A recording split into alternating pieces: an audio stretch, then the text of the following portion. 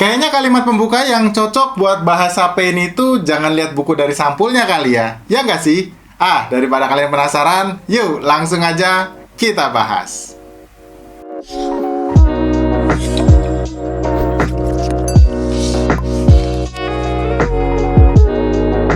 Halo guys, ketemu lagi barengan saya Iksan. Jadi di tangan saya sekarang ini adalah Samsung Galaxy A15 5G ya. Smartphone yang baru aja dirilis kurang lebih sekitar 1 bulan yang lalu ini tuh hadir dengan membawa renovasi spek yang saya rasa ini cukup gila-gilaan guys. Mulai dari spek layar sampai ke bagian softwarenya pun ini yang paling berasa yang pernah saya rasain untuk sebuah smartphone kelas entry level dari Samsung. Oke, saya infoin dulu ya untuk harganya. Samsung Galaxy A15 5G ini tuh dijual dengan harga 3,599 juta alias 3,6 juta kurang 1000 untuk varian RAM dan storage 8/256 GB.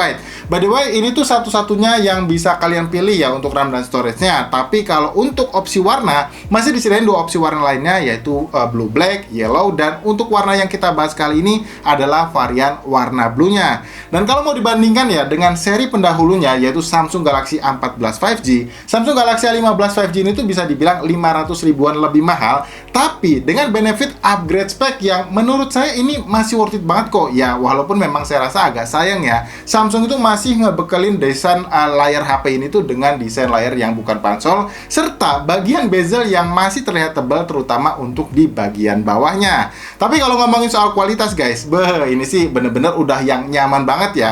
Warnanya gonjreng, gambarnya tajam, jadi ya kalau mau dipakai buat streaming video di YouTube gitu, gambarnya jadi kelihatan lebih hidup. Ya sebenarnya wajar sih ya, sebab selain udah dapetin upgrade panel layar ke Super AMOLED dengan luas 6,5 inci, resolusi layarnya juga udah yang Full HD+.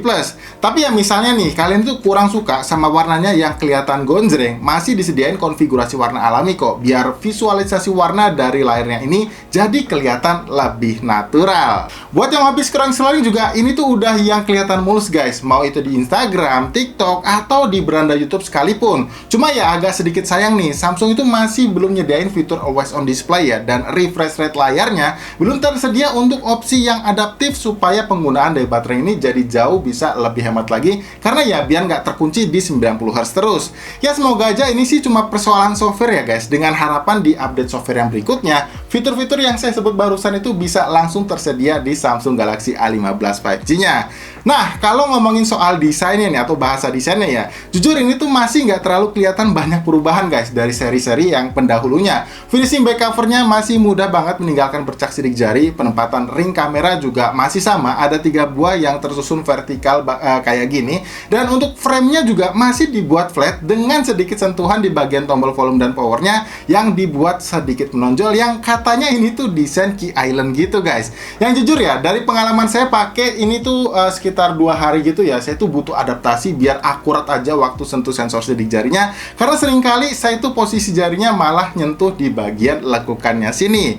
Untuk di sisi atas HP-nya ini ada lubang mic, di sisi kanan ada tombol volume dan tombol power yang merangkap sebagai sensor sidik jari. Di sisi kirinya ada satu buah slot SIM tray yang ini tipenya ini hybrid, dan di bagian bawahnya ada port jack audio 3,5 mm, lubang mic lagi, port charger USB Type-C, dan satu buah grill speaker dengan desain lebih minimalis kayak gini, yang sayangnya ini tuh masih mono speaker aja. Tapi ya menurut saya untuk kualitasnya masih cukup lantang kok untuk sebuah smartphone dengan harga segini.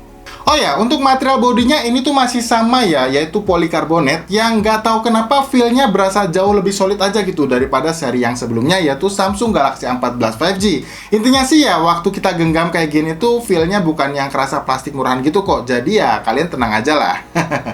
Oke, sekarang kita lanjut buat performanya nih guys. Untuk chipset, Samsung Galaxy A15 5G ini tuh dibekali prosesor tipe baru ya, yaitu MediaTek Dimensity 6100 Plus. Buat skor Antutu benchmarknya ini masih terbilang cukup tinggi ya, di angka 393 ribuan. Yang mana untuk dipakai aktivitas harian kayak main sosmed atau buka tutup aplikasi gitu, saya nggak nemuin kendala apapun. Dipakai untuk main game juga udah yang terbilang nyaman ya. Main Mobile Legends di settingan grafis ultra dengan frame rate-nya yang high, saya tuh masih bisa dapetin rata-rata FPS yang yang cukup stabil di angka 82 fps. Dipakai main game PUBG Mobile juga feel-nya udah asik ya. Main di settingan grafis smooth ultranya bisa dapetin rata-rata fps di angka 38 fps. Dan itu smooth lagi ya untuk fitur giroskopnya. Jadi ya kalau mau kalian pakai push rank di game PUBG ini sih ya saya rasa udah oke lah ya. Nah, kalau mau dipakai main game berat kayak Genshin Impact gimana? Ya, pengalaman saya pakai main di game ini di settingan grafis defaultnya lowest 30 fps sih ya masih aman-aman aja guys. Dengan rata-rata fps yang bisa saya dapat ada di angka 28 fps. Dan itu pun jarang banget kejadian framenya drop gitu ya, sekalipun lagi munculin banyak animasi skillnya. Palingan dari bagian suhu bodinya aja sih yang menurut saya nih ya, kalau misalkan kalian pakai main game ini terus-terusan selama sekitar 60 menit gitu, baru deh kerasa agak anget di bagian atas layarnya yang bikin feel genggamnya ini tuh jadi agak kurang nyaman. Tapi ya overall sih ini masih oke banget lah kalau mau kalian pakai guys HP ini tuh untuk kebutuhan main game. Yang berikutnya tentu aja soal baterai guys. Dari segi kapasitas ini tuh masih sama aja ya, yaitu sebesar 5000 mAh. Yang mana sepengalaman saya pakai HP ini ya untuk streaming YouTube, scroll-scroll sosmed, ya main game, baterainya itu masih bisa banget kok untuk bertahan seharian. Dengan catatan komposisi jaringannya itu di mix ya. Jadi ya kadang pakai WiFi, kadang juga pakai data seluler. Dan kalau baterainya ini tuh lowbat, sekarang udah sedikit lebih ngebut nih guys dari yang sebelumnya. Dimana buat isi daya baterai HP ini dari 1% sampai penuh hanya membutuhkan waktu sekitar 1 jam 32 menit aja. Ya tentunya ini tuh berkat support fast charge 25 wattnya ya. Dan kalian juga nggak perlu khawatir untuk kepala chargernya. Sebab di beberapa toko di marketplace itu masih ada kok yang kasih kepala chargernya secara gratis. Atau kalian bisa langsung aja lah cek sendiri lewat link yang udah saya taruh di kolom deskripsi. Oke, next kita ke bagian software nih. Untuk softwarenya, kali ini Samsung Galaxy A15 5G udah menggunakan versi full dari One UI 6.0-nya ya. Dan tentu aja ini tuh dengan basis Android 14. Untuk fitur-fiturnya ini tentunya jauh lebih lengkap dari One UI versi core di seri pendahulunya. Fitur NFC udah pasti ada ya. Ada fitur secure folder juga buat yang mungkin punya banyak data rahasia. Dan ada fitur baru yang namanya auto blocker yang berguna untuk mencegah terjadinya pengambil alihan data sensitif seperti mobile banking yang biasanya ini tuh kejadian melalui pesan undangan WhatsApp yang berformat APK. Ya intinya sih fitur auto blocker ini tuh bertugas untuk melindungi Samsung Galaxy A15 5G ini ya dari aktivitas-aktivitas mencurigakan yang terjadi di dalam sistemnya. Ya sejauh ini kalau untuk software, keluhan saya yang paling berasa ya di bagian fitur foto editor aja sih. Yang sayangnya ini tuh masih agak kurang karena untuk fitur object erasernya juga belum tersedia. Mungkin karena ini entry level kali ya. Tapi ya semoga aja karena HP ini dapetin jaminan update software 4 tahun untuk OS update-nya dan 5 tahun untuk security patch-nya. Nantinya itu betul-betul bisa menambal beberapa hal dari segi software yang dirasa kurang dari Samsung Galaxy A15 5G-nya ini. Oke, kalau gitu kita ke bagian yang terakhir nih guys. Apalagi ya kalau bukan soal kameranya. Dibekali 3 buah lensa kamera di bagian belakang bodinya, yang mana resolusi kamera utama sebesar 50 megapiksel, kamera ultrawide 5 megapiksel, kamera makro 2 megapiksel, dan 1 buah lensa kamera selfie yang punya resolusi sebesar 13 megapiksel aja.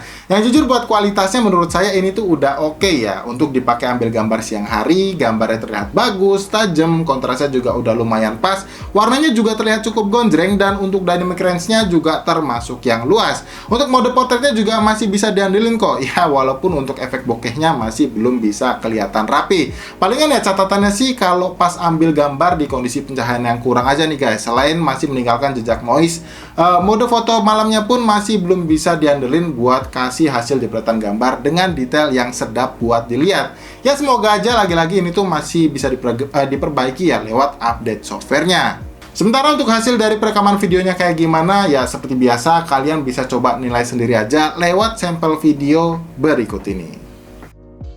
Oke, jadi ini adalah kualitas perekaman video dari lensa kamera utamanya guys. Dan ya ini saya rekam di resolusi maksimalnya yaitu 1080p 30 fps. Jadi nggak disediain untuk yang fps lebih tinggi ya, yang 60 fps kayak gitu.